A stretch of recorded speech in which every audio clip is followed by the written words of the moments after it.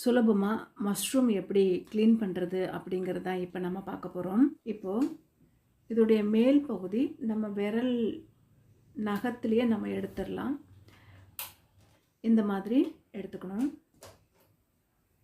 இதோட பேக் சைடில் கருப்பாக நம்ம எடுக்க முடியல அப்படின்னா இது போல் நைஃப் வச்சு நம்ம எடுத்துக்கலாம்.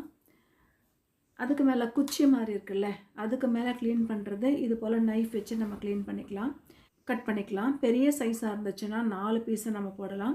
சின்ன சைஸாக மஷ்ரூம் இருந்ததுன்னா 2 பீஸாக நம்ம போட்டுக்கலாம்.